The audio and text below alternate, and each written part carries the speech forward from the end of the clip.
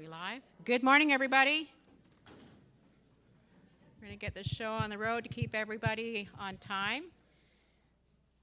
My name is Cynthia Brink, and I'd love to welcome you to our 11th Long Point Biosphere Region Research Conference. I know a lot of you have come a long way, and I'd like to thank you for that. We're going to be celebrating and sharing a lot of research that's been done in this area.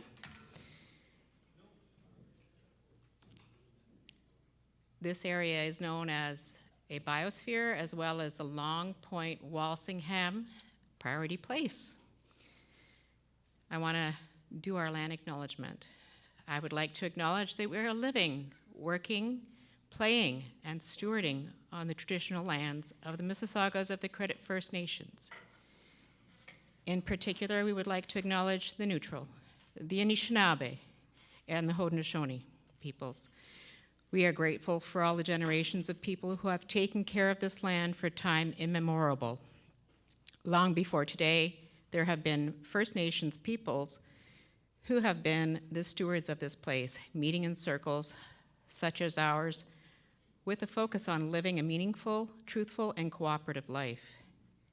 We recognize and deeply appreciate the contributions in shaping and strengthening this community.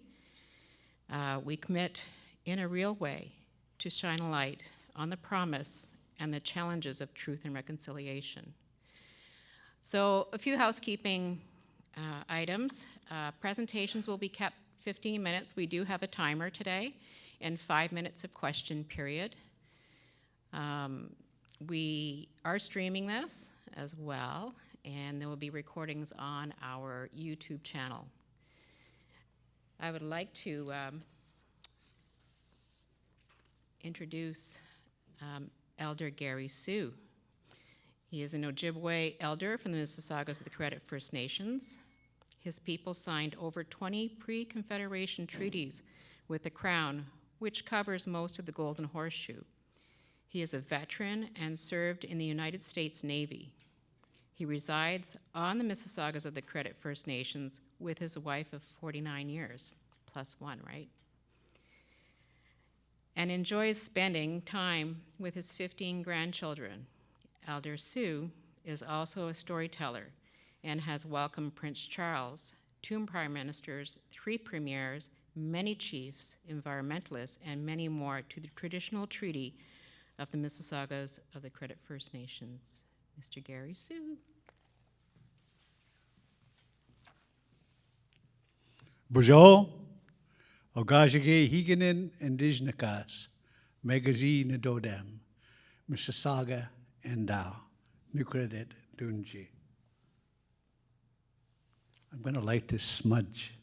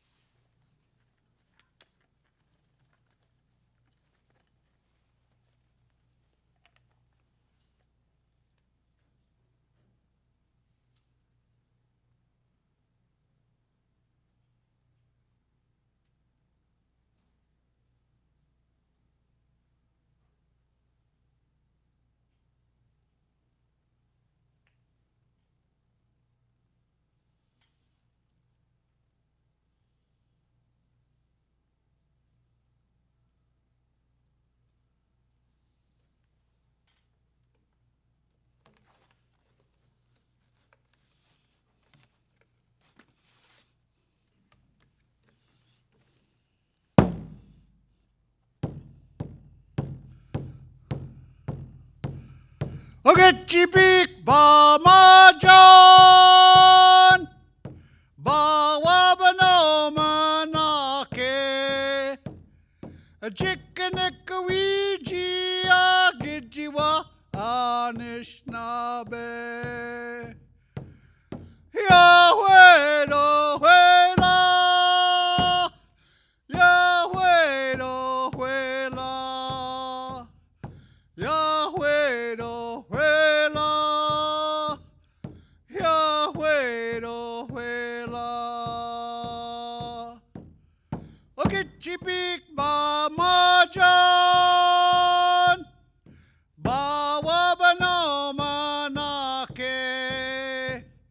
A jikanikawiji agijiwa Anishinaabe. Yahweh, Yahweh, la. Yahweh, Yahweh, la. Yahweh, Yahweh, la. Yahweh, Yahweh, la. Okechibik ba majan. Bawabano manake. A jikanikawiji agijiwa Anishinaabe. Yahweh, Yahweh, la. Yahweh, Yahweh, la. Yahweh, Yahweh, la.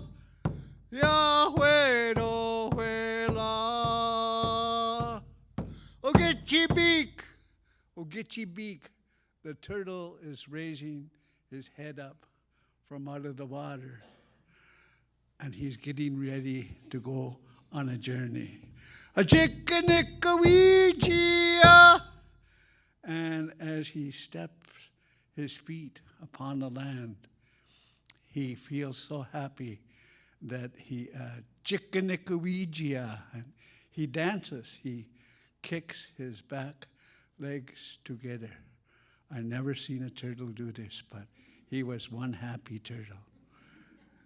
Jikanikawiji, Gidjiwa Anishinaabe, and that means come along with us as we take this journey on our mother, the earth, and we look at her and try to see what we can do to help to heal her. So this song is a song that I really appreciate, because the turtles, he looks at the water and he looks at the earth as well. So, and it's on this great turtle island that we all live. So it's a special kind of a song to greet the morning, so that we can bring our journey together with the turtle to help to look at the earth and try to help her heal in this time of climate change and the different things that are going to have to take place inside of all of our lives. I thought that, gee, I got a whole half hour that I have to, I don't know, I guess it's entertain you so that you can grasp some of the things that you need to know about the earth.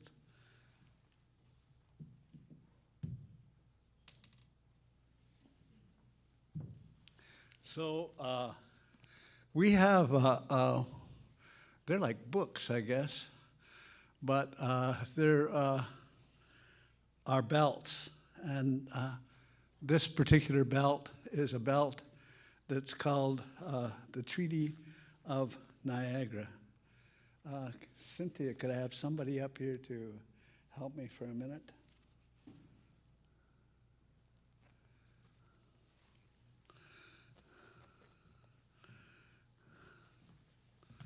I guess we'll go over here.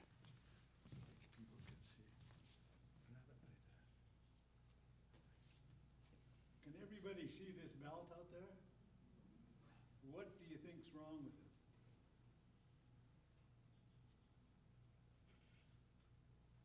It's backwards.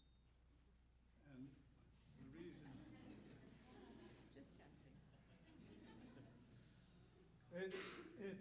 if you see that, this is the first belt that they started to use numbers in. Because it's not part of what our system is.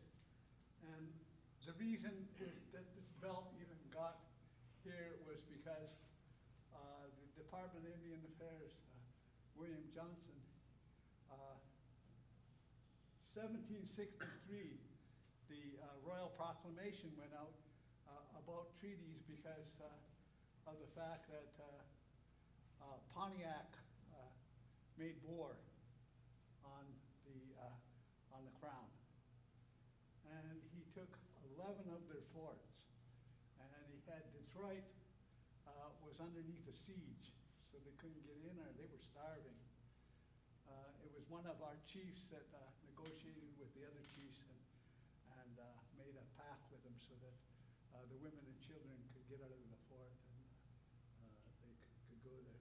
But he did it the way he took the forts was he would set up a lacrosse game in front of the fort, and because they weren't at war, the gates were open, and invariably the lacrosse ball would go inside of the fort. And when they run inside of the fort, then they would open their blankets and they would start firing and shooting. So the crown then looked and said,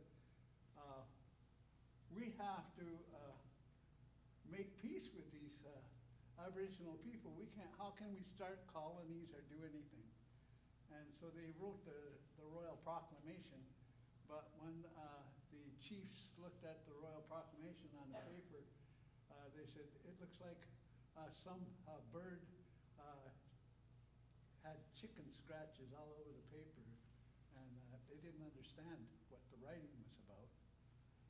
So his wife, her name was Molly Brand. She was from the Six Nations people.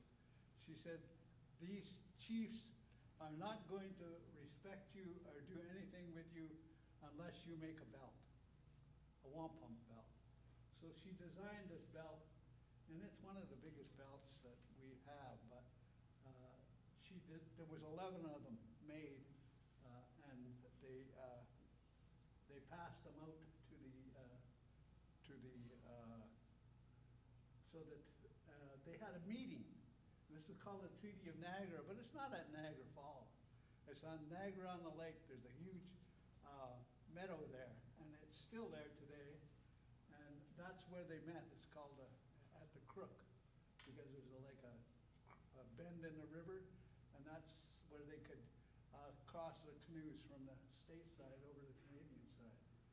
And so when they brought this out, this is called the Covenant Chain.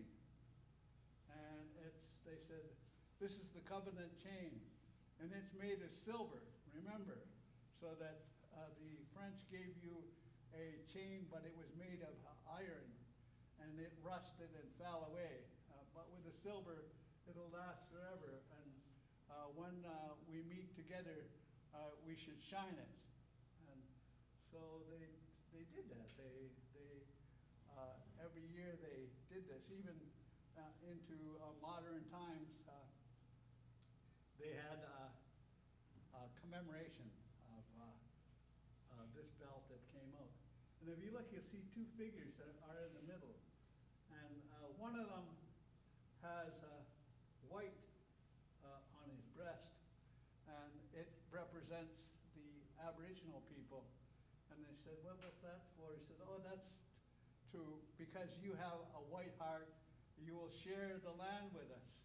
And I looked at the colonial figure that's here, and he has a black heart.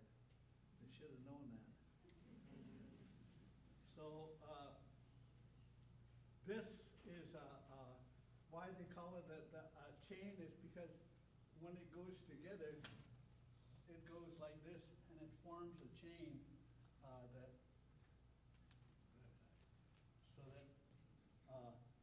it's round. So it's continued forever and ever. And so the belt brings out, it's not our proclamation of 1763. it's this belt that the Aboriginal people look up to. This is our covenant chain, so that we would be part of the crown. And when they met, there was over 2,000 people there, including Pontiac, to look at this belt and take it into account that the crown was going to do a lot of different things. And so when they had the 250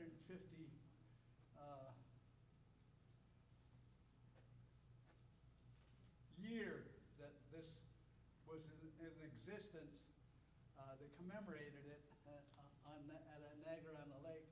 But before they did that, Catherine Wynne had won the election, and so she was the part of the crown that was there. And so she did something that never ever had been done before. She invited the Aboriginal people to come to her. Can you all hear me?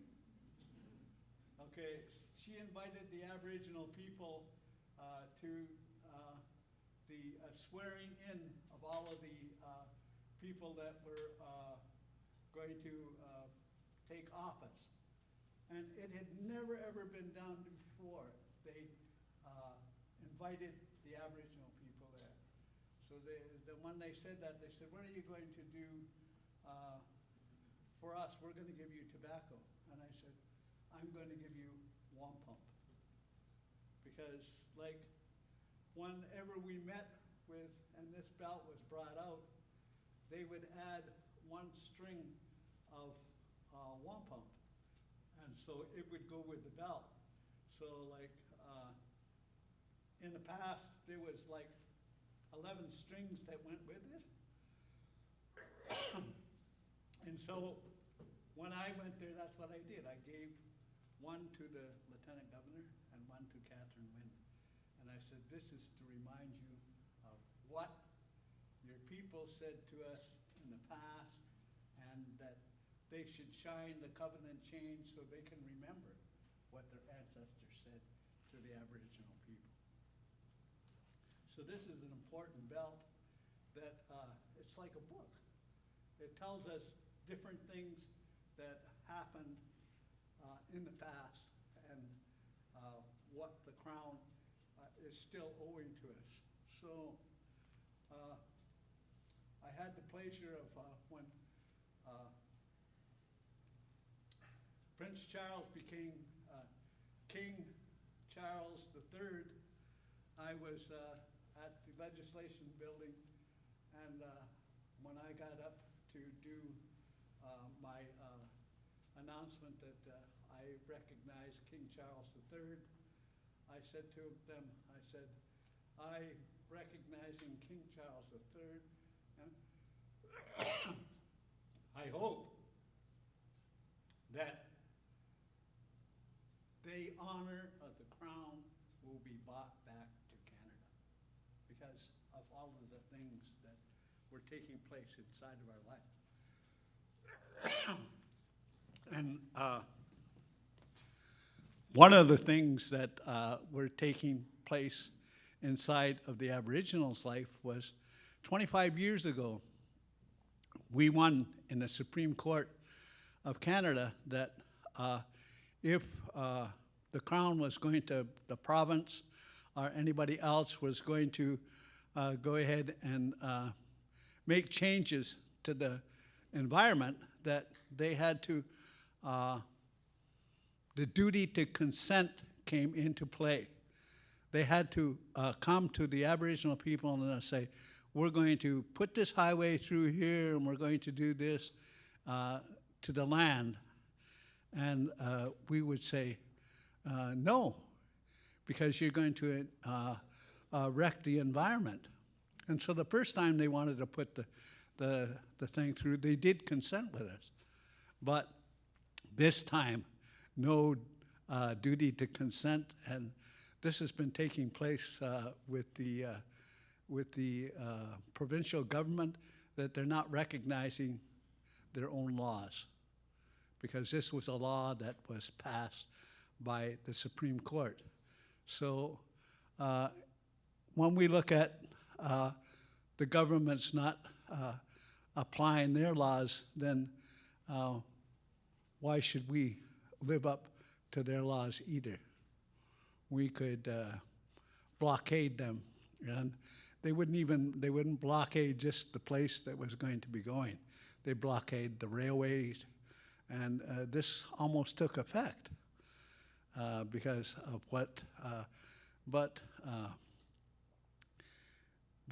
the government had already made so many mistakes, and their own people had made them aware that if they did this environmentally, that they were going to destroy a lot of turtles and a lot of different things that were on the environmental list of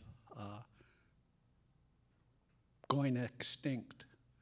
So we're happy that we didn't have to go ahead and put our roadblocks up because the Ford government had to cave in to public,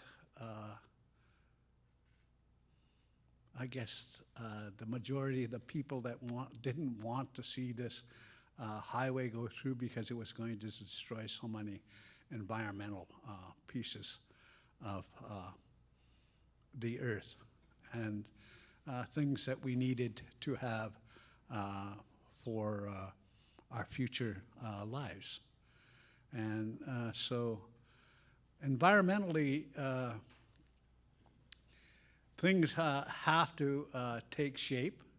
And I've been to a lot of different environmental conferences. I really don't stay that long because I have other obligations that I have a new granddaughter. She'll be 9 months on today. She'll be 9 months today old, and she's part of my environmental protection that I have to look after the future generation that's coming up. That's my great-granddaughter. So it's my first one. So I expect more because I have so many granddaughters, and I have one on the way, but I expect to have lots of granddaughters because when I was young, I said a prayer to the Creator. I said, when I'm old, I want to be surrounded by beautiful women. And so I was thinking of other women when I was younger than that, but I got beautiful granddaughters that come and they surround me and they look after me, and they're very respectful to me. And so if you have that kind of thing inside your family, then the families will grow up into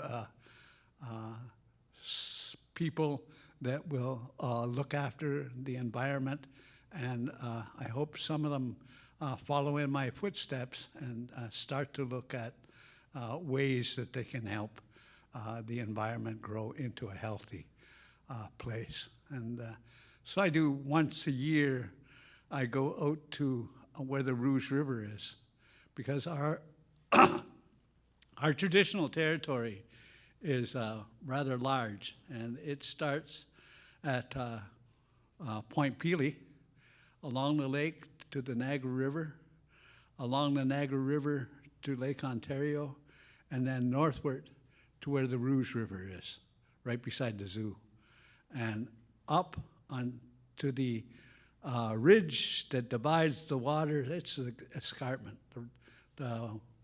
Divides the water from Lake Ontario and Lake Huron. So along that ridge to the headwaters of the Thames, and then straight down to the lake and back over to Point Pelee.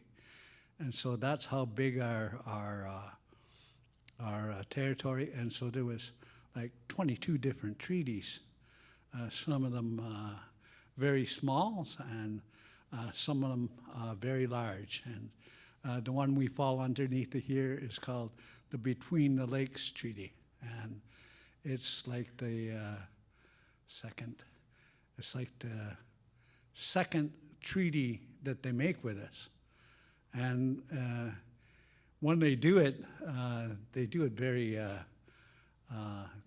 they have a lot of rum, and they have a lot of, but they don't have all the chiefs. And when it comes into effect, they didn't live up to the stipulations that the Crown gave to them. And what the Crown gave them stipulations in order to procure the land from the First Nations people, they had to have an Aboriginal person, and they have a patented surveyor that would go and survey the land that they were that they wanted to purchase, and a map would then be produced at the time that the treaty was made, so that the chiefs would understand how big the area was that they wanted to give on. But it turns out that when the next year, when the surveyor comes back, he tells the Crown that their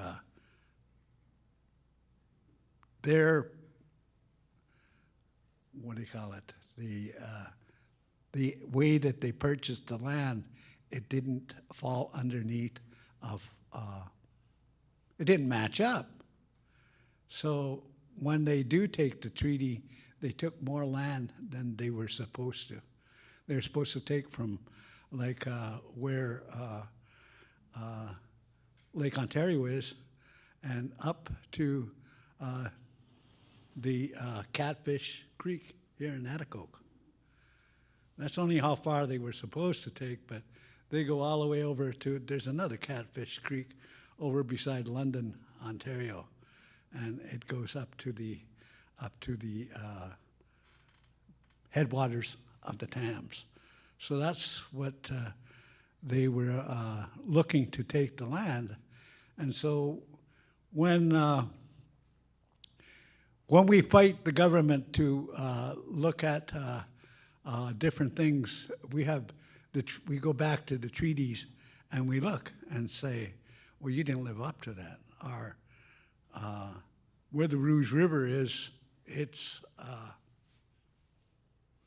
you know what?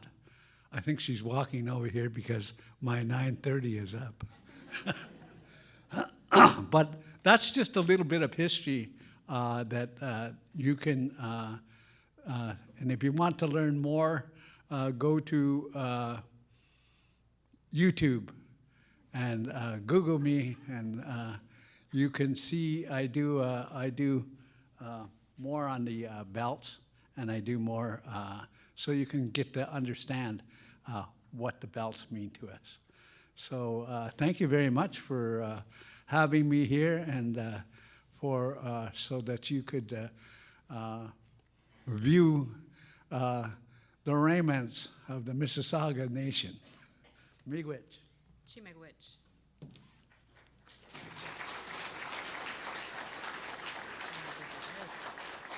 This is heavy. Soapstone. It is too.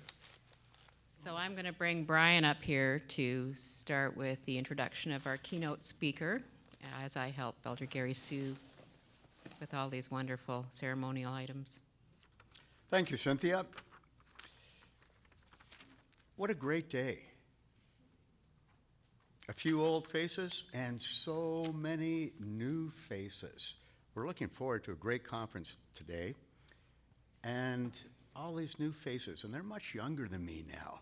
I don't know where the time has gone, but it makes me really, really happy that we have all these young people here that are studying to learn about how to look after our planet better than we have done.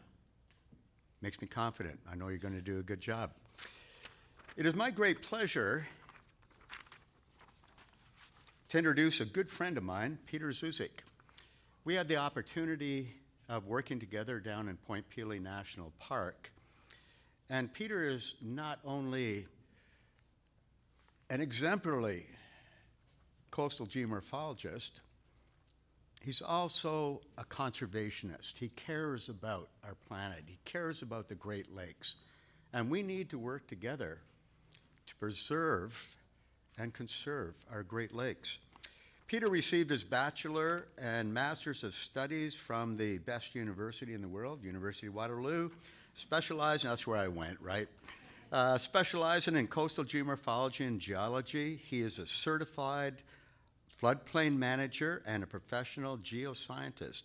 Pete has more than 30 years of experience managing multidisciplinary investigations across the world's coastal regions, including the Great Lakes. Please help me in thanking Peter Zulik.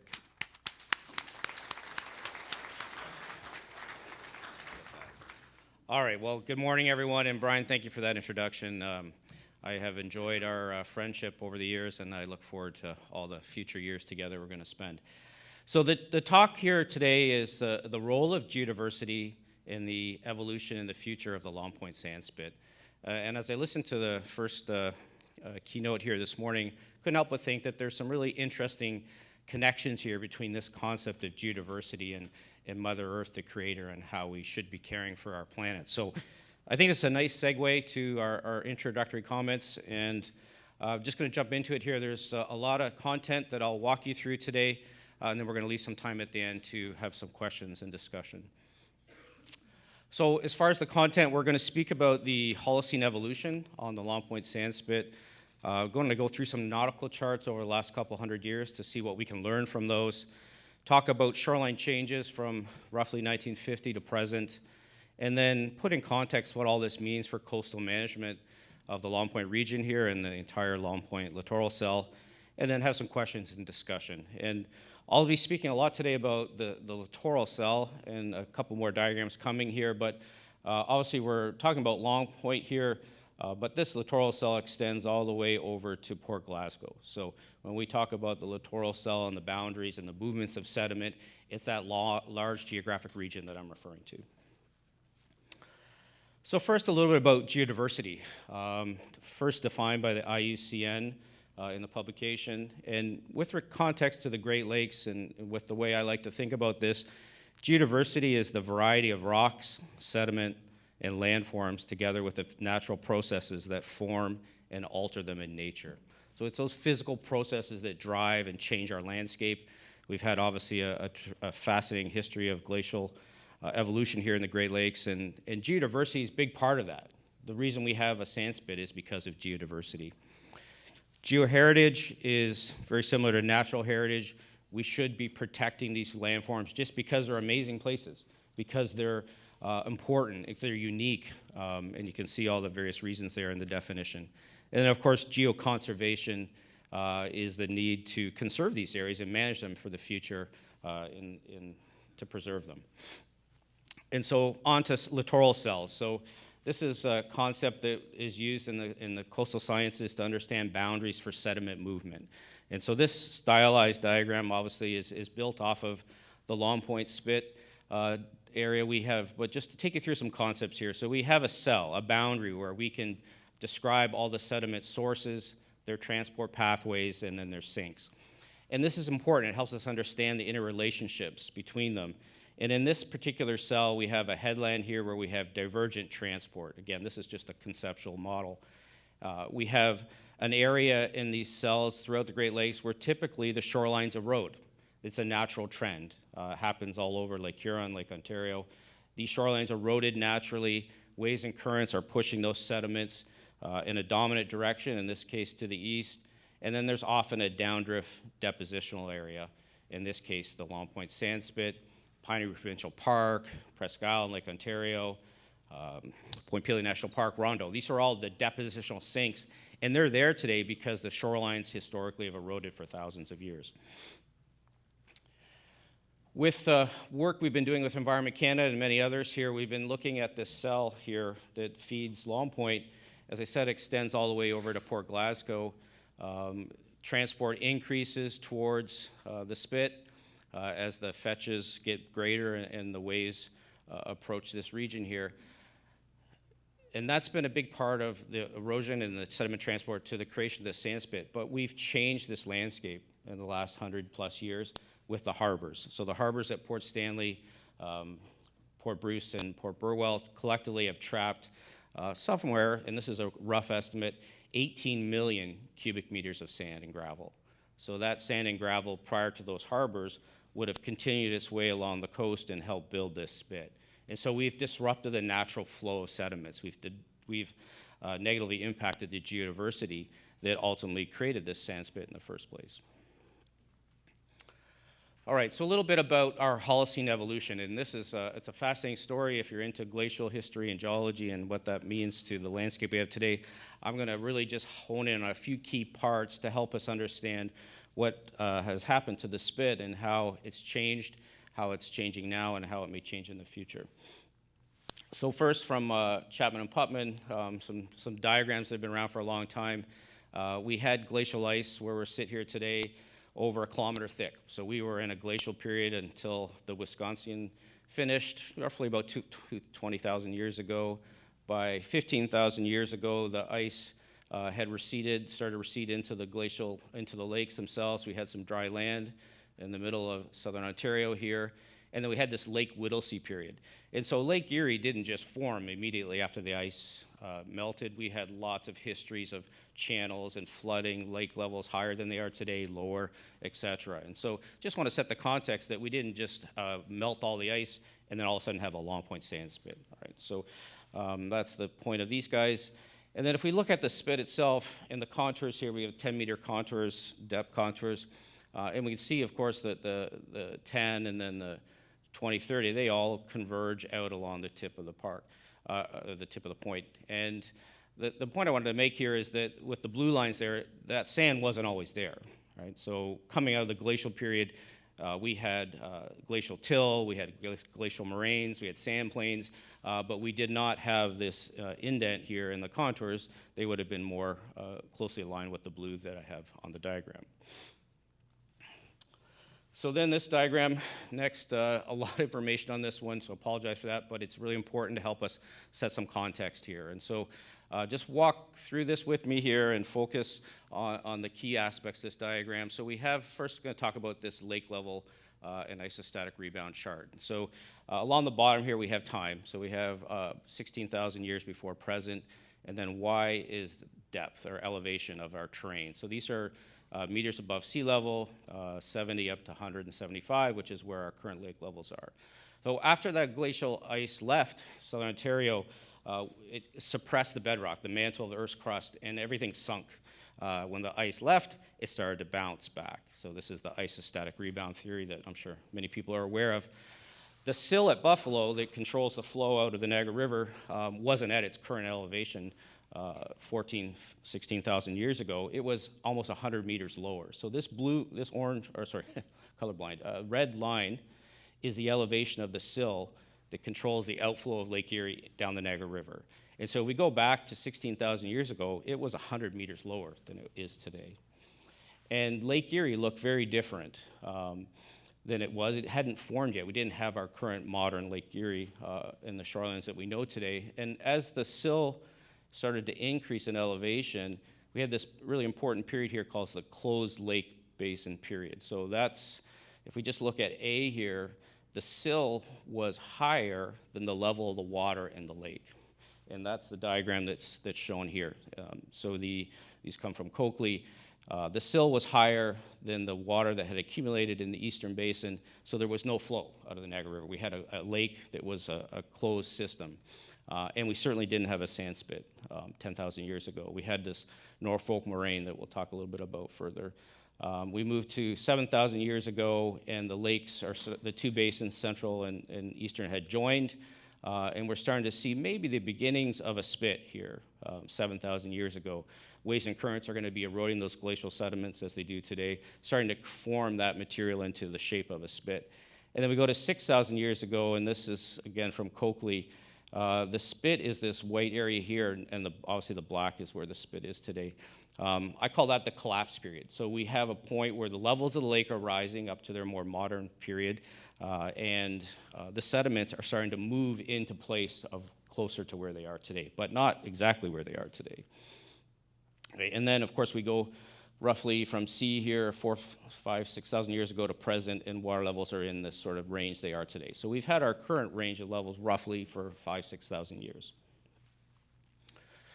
So the next one, again, just some more here on the history, and just to set the context of how dynamic this sand spit has been in the last 7,000 years. And so the diagrams have time here. Obviously, again, these are from Coakley, and we've georeferenced his maps. So the first early evolution of this spit is on this Norfolk glacial moraine. By 6,000 years ago, it's in this collapse phase. And so those ridges that we do research on and we study and we marvel at them, the northeast to southwest ridges, those formed when the spit was collapsing into place, right? So those are not modern features. Those aren't dunes that formed 100 years ago. They're thousands and thousands of years old, and they evolved when the spit started to collapse into its current morphology here. Then we get to 1,000 years. We're still not on our current footprint, but again, the shape of the spit we see today is starting to take form. And so I'm going to skip the last two there because we're going to talk more about those in the subsequent slides here. Just want to set the context here, though, that this spit has been incredibly dynamic over its lifetime, and certainly just didn't show up in its current location. It ended up there because of geodiversity, because of the currents and winds and waves in the lake level history. All right, so I'm going to fast forward here to the last couple, 200 years or so, and look at some nautical charts. And I'm sure some of you have seen these before. They're fascinating old charts, and they tell us a lot about what's happened in the last couple hundred years. So they give us some really interesting insights to what's happened to this spit. And so if we look at the top one, the first, that's 1818, so a little over 200 years ago, and we had a spit, generally close to its current location. We haven't really delved into the evolution of and the comparison of these shorelines on the north side yet, or the south. But one of the things that's striking on this one is that we had a breach here in the cut, the area that's obviously called the Old Cut now. And that wasn't because it was an area where we're cutting down trees. That was because there was a breach in the channel. And so 200 years ago, there was a hole where Woodstock Avenue is today. All right, so just again, I'm setting some context here that this feature, as little as 200 years ago, was very, very different than it is today. And still in 1839, that breach is still there. And so and while that was open, you can imagine there's sediment being driven in there from the lake, and those are the early phases of the Crown Marsh formation. We looked at 1895 and top in 1926. The charts are similar. We're starting to get a little more detail on the actual outline of the spit, and we have some depths that we might take a little peek at later. But the breach is closing, and so starting to fill in, and that area eventually filled in with additional sediment and became the recreational area we know of as today, the provincial park and Woodstock, et cetera. All right, so then what do we know more recently? And so we go to some different data here to help us understand the evolution of this spit. So we're looking at shoreline changes from roughly 1948 to present. We have a really detailed survey that NOAA did around the entire spit in 1948. So that gives us 75 years of information to understand how the underwater footprint of this spit has changed and evolved. Those colorful lines along the south shore and the tip are the bathymetric data that we collected this September. So we got some really great weather and got some good data there on where the bottom of the lake is today around the spit. And so photos here, this is the Han Marsh in 64 to 2020, looking at aerial photographs, and this is sort of a peel back here. So the 64 photo would have gone this far, and of course 20 goes that way, so we've sort of peeled them back a bit so you can look at changes. And there's been a lot of loss here, with roughly 100 meters of shoreline. Coastal habitat have been permanently lost along the shorelines of the Han Marsh since 1964. So a lot of really important habitat is gone now. We look at the lake bottom.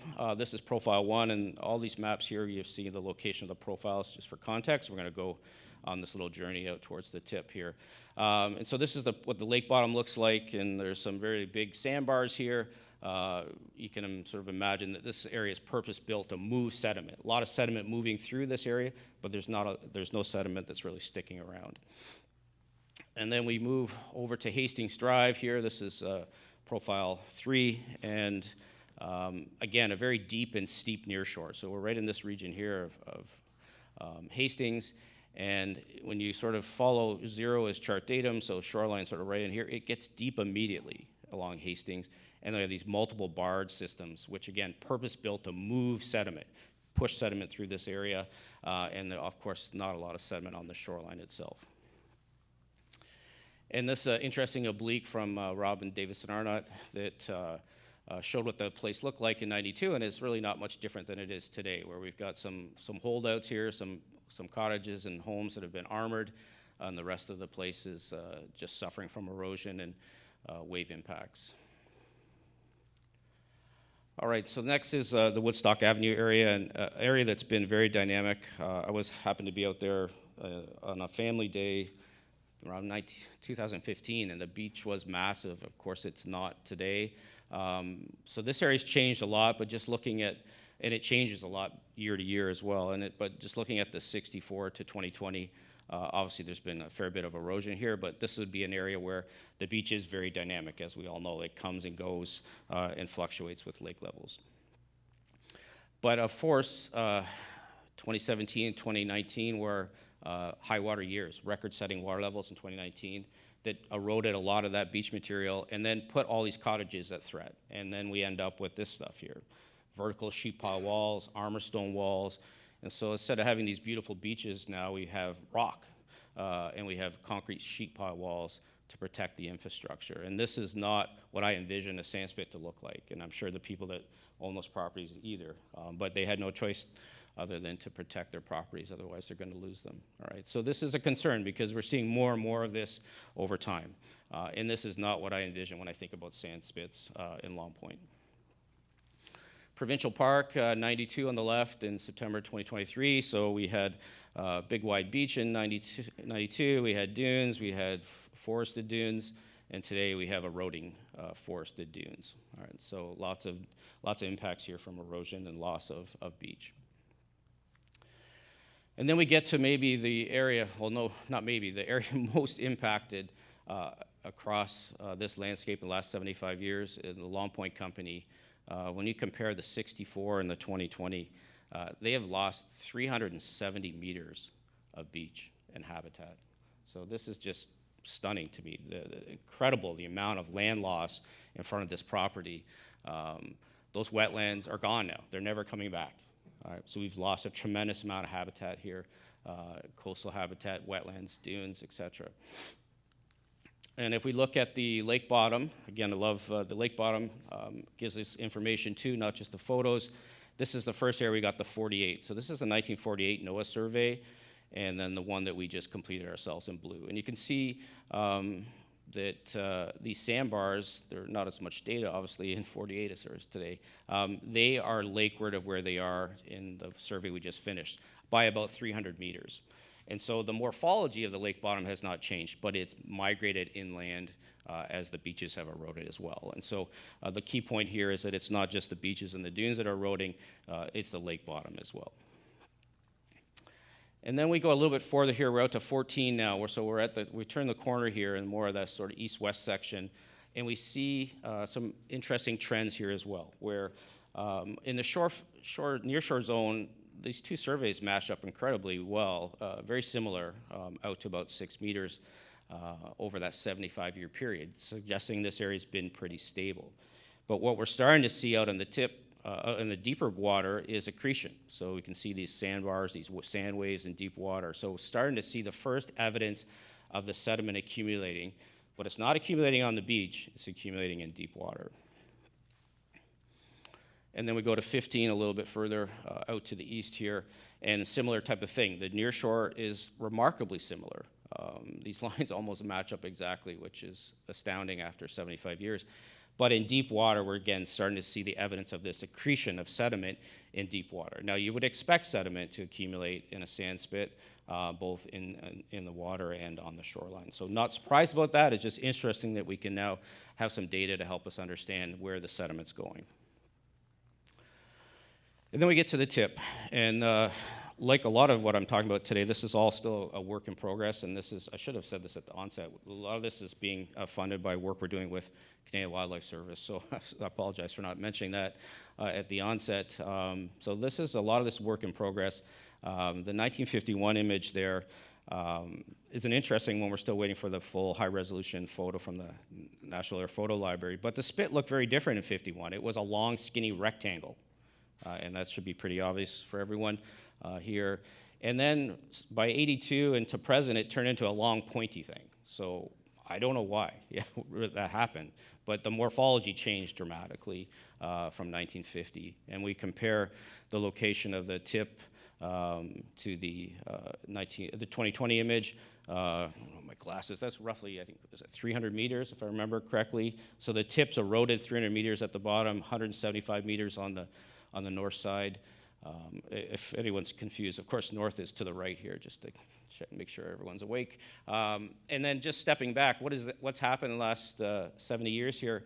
At the tip alone, we've lost 57 hectares of habitat and beach and the coastal dune habitat. So there's been a lot of habitat, a lot of beaches gone now at the tip. And that's unusual. Sand spits, typically you pick up any geomorphology textbook, they grow. And they typically grow at the end, at the tip. They can be erosion mid-spit, but they grow, they accrete, and they move into the deeper water. This sand spit's not growing anymore above water. It's eroding. And that's a concern, I think, for all of us, and why we don't have the answers for yet. But in the last 70 years, all we're seeing here at the tip is erosion. And a couple of photos, again, this is one of Robin's images from 1990. So it's sort of oblique here with the lighthouse and reference. This is the one I took in September. All this area here is gone. And that's part of the spit that's eroded in the last 50 years. So let's focus now on the bottom, because we talk a ton about the bottom too. And the bottom, I always like to say, bottom doesn't lie. No secrets on the bottom. You can understand what's going on. This is 17 here, so right at the tip. And some consistency here on the mid-depth here. You get out into deeper water. Again, we're starting to see that area where there's accretion. So there's sediment moving. There is sand in the system. It's moving out towards the tip.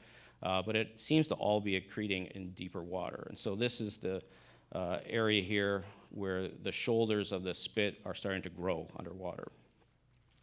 And then 19 is right at the tip. Right here off the bottom, and an enormous volume of sediment here. This one, by far the biggest amount of sedimentation I've ever measured in my entire career anywhere. The 5-meter contour, so again, we have the 1948 survey, has migrated almost a kilometer lakeward. So there's an enormous volume of sand moving out into this tip of this spit, but for some reason, it's all only accumulating on the lake bottom. All right, so there's lots of more profiles, but I won't show them. This colorful area here is where we collected enough data to create a surface comparison to calculate the volume of sediment in the tip. And it turns out we went out to 35 meters of water around the perimeter, and we didn't go far enough. But we still have some understanding of how much sediment's out there. And the heat map there is giving you the changes in the depth. So we have some locations out in the tip where there's been over 20 meters vertically of accumulation of sediment in this sand spit. And looking at volume, again, this is not the full story because we didn't go far enough, unfortunately.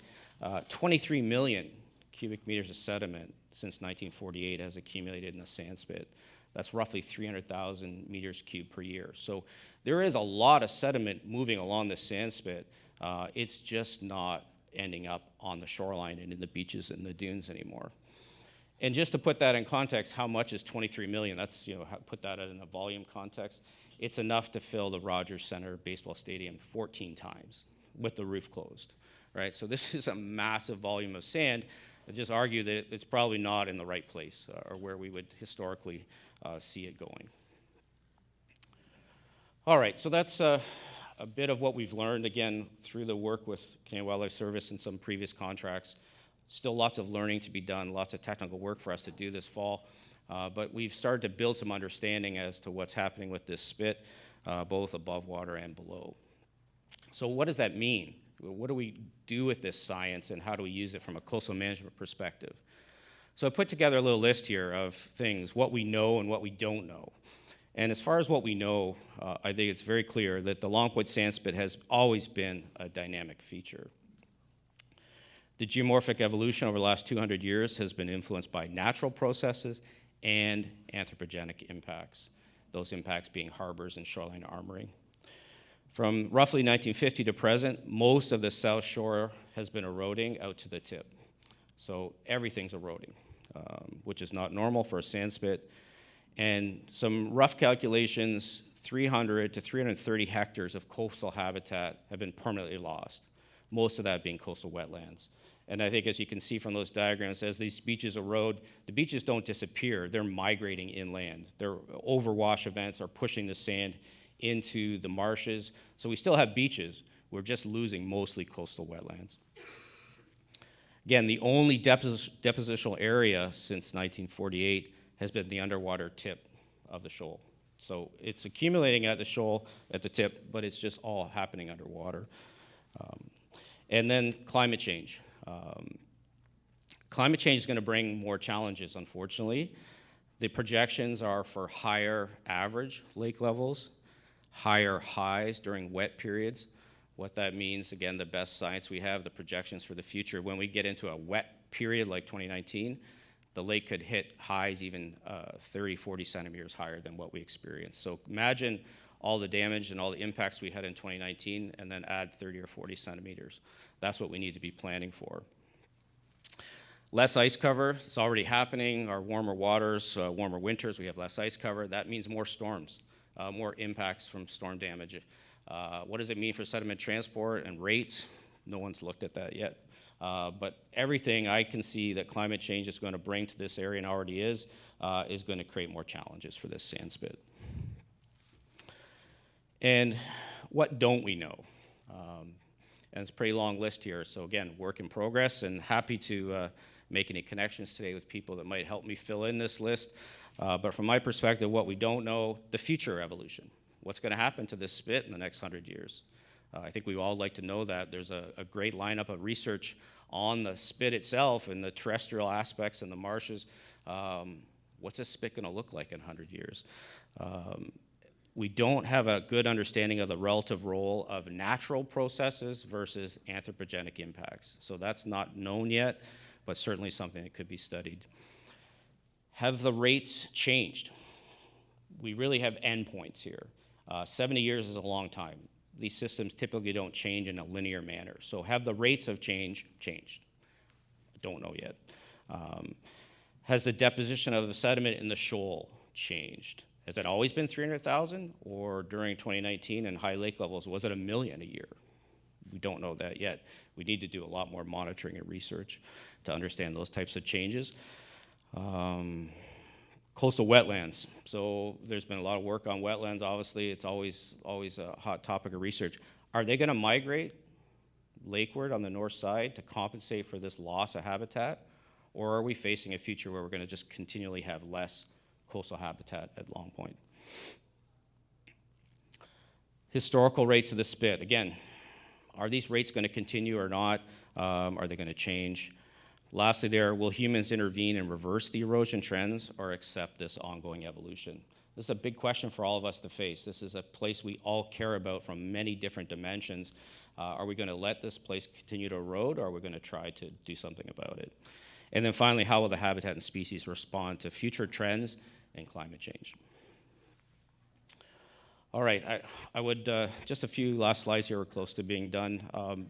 Shoreline armoring has been the go-to solution. I think we all know that, not only on Lake Erie, not only at Long Point, everywhere in the Great Lakes. When we have problems, we armor our shoreline.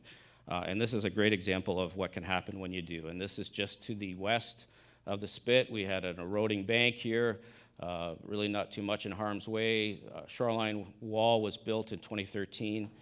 7 years later, we had 38 meters of flanking erosion. All right, so when we put structures in the water, especially when they're not done at a community or regional scale, and we start doing ad hoc armoring, we create lots of negative impacts. And then we have things like on the screen here, the top, you know, when I come and I see these beaches now with armor stone all over them, it makes me sad. Like, people didn't come to Long Point historically to walk over armor stone to get to the water's edge. So this is not, I'm sure this is no one's vision. The cottages, the homes, no one envisioned having to walk down a concrete wall or a steel wall or armor stone pile of rocks just to get to the water's edge. So this is what you have in a lot of places now, and if things don't change, you're going to, of course, get more and more and more of this. And if that's not acceptable, then we need to think about alternatives. All right, so that's end of the science part. And I hope that this has sort of opened everyone's eyes to what's happening at this spit, and it makes me sad. I think it's really a culmination of a lot of things. The good news is that we've been thinking a lot about this spit. There's similar problems at Point Pelee, Rondo, all over the lakes, and the government and others have been on a think tank for the last year developing something called the Coastal Resilience Framework. And this framework is purpose-built to deal with the types of challenges that you're facing here at Long Point, which are geodiversity is compromised, and geodiversity has not been cared for, and consequently, this landform you all care about is disappearing. And so this, we won't have a lot of time to get into this framework, but it's a coastal management framework that if everybody gets on board, we could work together and start making some positive improvements. And just a few aspects of this framework. There's a website. This document will be up there shortly. One of the things that's really important, and we've learned this from Long Point all over the Great Lakes from our work, that scale is critical in establishing our management objectives. When we zoom in too close, if we zoom into the lot level at say, oh, I have an erosion problem, we end up with a seawall.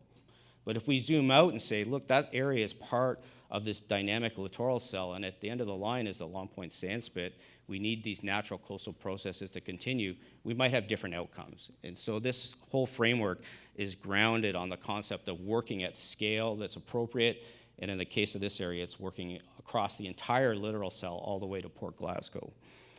We also have to recognize that coastal areas are integrated social, economic, ecological, and physical systems, right? The diagram in the middle. These areas have many dimensions. There's businesses, there's private properties, so the ecological aspects, and then there's this geodiversity that we really haven't paid enough attention to in the past.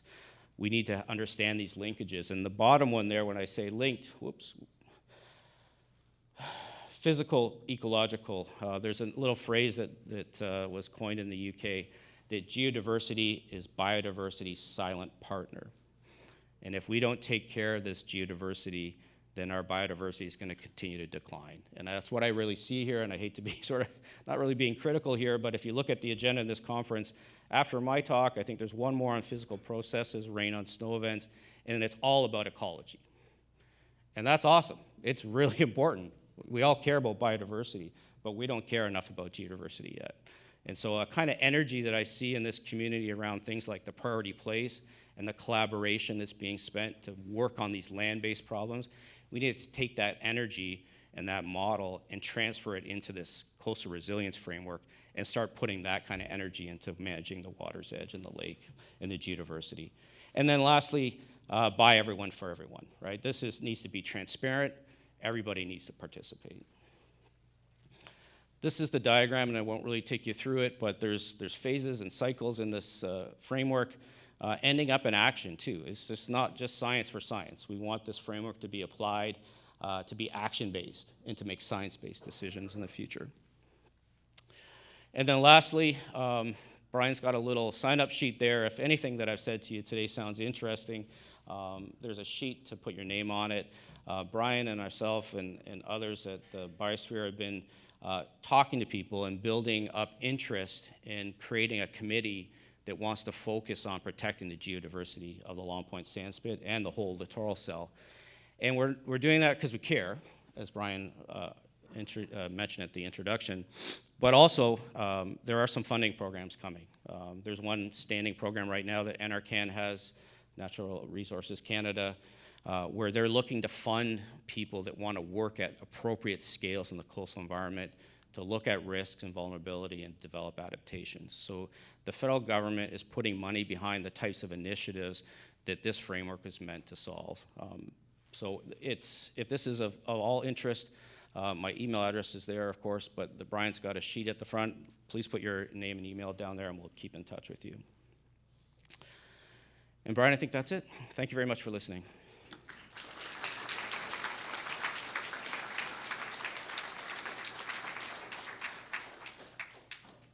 Thank you, Peter. Very, very informing. Quick question. Are there some solutions available within the literal cell of moving sand? Well, I'm sure there are. In this cell, I guess to preface that, I think the first thing we need to do is build a committee that has all the right actors at it, all the appropriate people. But as I highlighted at the beginning, the sediment delivery in this cell has been impacted by the harbors. And so the harbors at Port Burwell, that one alone has 15 million cubic meters of sediment in it. And that was a really long jetty built to facilitate coal shipping into Port Burwell. We haven't shipped coal into Port Burwell for over 50 years. So I think that there are solutions. The whole point of this framework is to have the right people at the table and to do the right type of science and engineering studies. And one of them that we've been kicking around is dismantling the West Jetty at Port Burwell. There's no reason to have a kilometer-long jetty that sticks out in the lake when you're not even using deep draft boats in there anymore. So that's just an idea. I'm sure there's many others. The point of the framework, though, again, is to build up a committee of people that are all the stakeholders and look at these types of challenges and try to find solutions. So there's 15 million cubic meters of sand trapped in Port Burwell that actually should be moving on and feeding Long Point. Wow. That's a lot of sand. Yeah, it's a lot of sand. And again, we're a little bit short on some of the technical science pieces because we haven't delved into this in a great deal yet. But it's also possible that sediment's getting whisked offshore and moving into the deep lake. So again, I think what we're trying to emphasize here is that these physical processes in these cells that create amazing places like Long Point, you have to take care of these physical processes. And we've, unfortunately in the Great Lakes, focused a lot on extracting benefits from harbors. It's been an important part of our economy and our commerce and our growth, but they're having impacts all throughout the Great Lakes, and that's something that we could certainly look at here in this geography. Thank you very much, Peter.